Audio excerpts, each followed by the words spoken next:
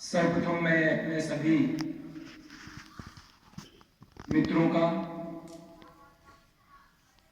बहुत बहुत धन्यवाद करता हूं और उन्हें इस पावन पर्व पर, जिसे हम कि बसंत पंचमी का त्योहार कहते हैं, उसकी बहुत बहुत शुभकामनाएं देता हूं।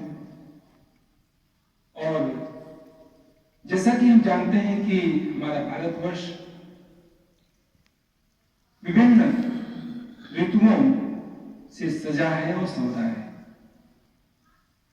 जाड़ा, गर्मी, बरसात और बसंत ऋतु, ये मुख्य 4 ऋतुएं हैं। वैसे तो कहा जाता है कि 6 ऋतुएं होती हैं, लेकिन ये मुख्य हमारी ये 4 ऋतुएं मानी जाती हैं। उसमें ऋतुओं का राजा, इसको हम कहते हैं बसंत।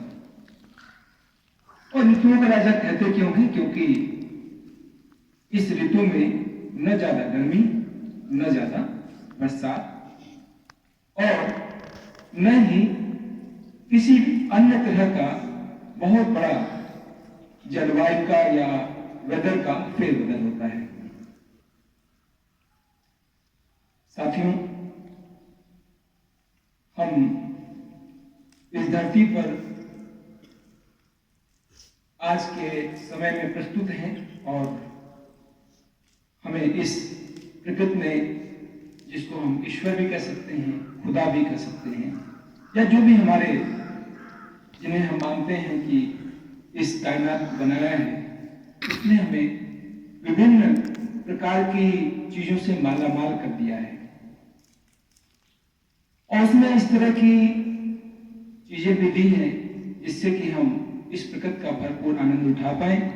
और ये त्योहार एक माध्यम होते हैं, चाहे किसी भी धर्म के त्योहार हों, वो एक माध्यम होते हैं सामाजिक समरसता के लिए और आनंद पूर्वक जीवन व्यतीत करने के लिए। उसमें ये हिंदू धर्म में एक बसंत पंचमी मनाई जाती है, जिसको कि कहा गया कि ये हमारी जो विजडम यानी बुद्धि की और ज्ञान की देवी माँ शारदा, जिन्हें हम सरस्वती माँ भी कहते हैं, उनका आज जन्मदिन है। और ये कहा गया कि इनका जन्म जो हमारे ब्रह्मा जी हैं उनके कमंडल से हुआ। उन्होंने जब ये पूरी धरती बनाई तो इसमें बहुत से विभिन्न प्रकार के प्राणी बनाए और इन प्राणियों में वाणी नहीं थी। जैसे कि हमारे पौधे हैं, प्लांट्स हैं, इनमें ये बोल नहीं सकते हैं, लेकिन ये जीवधारी तो है ही। ये सभी जानते हैं कि जो पौधे हैं उनमें जीवन होता है। और हम लोग हैं, जितने भी एनिमल्स हैं, वो चलते हैं, फिरते हैं, बोलते हैं। तो बहुत से लोग नहीं जो जानते हैं, उनको लगता है कि जो पौधे हैं उनमें जान नहीं होती, लेकिन हम ज्यादातर लोग जानते हैं कि इनमें भी जान होती है, लेकिन बोल नहीं पाते ये। आप इनको जब काटते हैं, इनको कष्ट पहुंचाते हैं, तो ये भी रोते हैं, ये भी जो है अपनी भावनाओं को व्यक्त करते हैं, लेकिन हम इनकी भावनाओं को न समझते हैं, न ही हम किसी भी तरह के इनके संकेतों को समझ पाते हैं, क्योंकि ये अभिव्यक्ति की कला इसमें ईश्वर ने, यानी कि इस नेचर ने नहीं दिया है। तो मैं ये कह रहा था कि जब ब्रह्मा जी ने देखा कि प्राणियों में वाणी नहीं है, उन्होंने अपना जल इस पृथ्वी पर छिड़का और एक दिव्य स्वरूपा एक स्त्री की उत्पत्ति हुई, जिसे कि हमने मां सरस्वती कहा।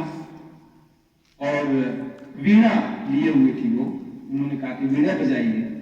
जब उन्होंने वीणा बजाई तो जितने भी प्राणी थे उन सभी में आवाज आ गई, यानी वाणी आ गई, ऐसी मान्यता है। तो किसी भी त्योहार से कुछ जुड़ी हुई हमारी प्राचीन कथाएं होती हैं, जिसे हम मानते हैं कि चलो ये चीज ऐसी हुई रही होगी, क्योंकि ये हजारों साल पहले की घटनाएं होती हैं। और जो हमारे पूर्वज ने लिखा है या वो दंत कथाओं के माध्यम तक से आज हमारे बीच में आती हैं, उसको हम सही मानते हैं कि चलो ठीक है, उसमें ज्यादा हम तर्क वितर्क नहीं करते हैं। और धर्म में ऐसी चीजें होती हैं कि लोग तर्क वितर्क उन चीजों को करना उचित नहीं समझते हैं। अगर कोई तर्क वितर्क करता है तो उनको लगता है कि धर्म का अपमान हो रहा है। तो दोस्तों, ये तो एक बहस का मुद्दा बनता है कि धर्म की चीजों को हम अपने हिसाब से, वर्तमान दशा के हिसाब से, अपने जो बुद्धि दी है ईश्वर ने या खुदा ने, उस पर हम बातचीत करें न करें, तो एक बहस का मुद्दा। लेकिन हम ज्यादातर धर्म की बातों को पर तर्क वितर्क नहीं करते हैं। तो आज हम लोग इस पर्व को मना रहे हैं कि कल छुट्टी है और इस विद्या के मंदिर में, जिसको हम स्कूल कहते हैं, विद्यालय कहते हैं, यहाँ तो अपनी मां सरस्वती का पूजन करना अनिवार्य था, इसलिए आज ये आयोजन किया गया है। तो मैं पुनः आप सभी को बहुत बहुत इस अवसर की बधाई देता हूँ और मां सरस्वती से ये प्रार्थना करता हूँ कि सभी प्राणियों में बुद्धि और ज्ञान का संचार करें, जिससे कि हमारा जीवन आनंदमय हो। धन्यवाद। आपको पुनः बहुत बहुत शुभकामनाएं।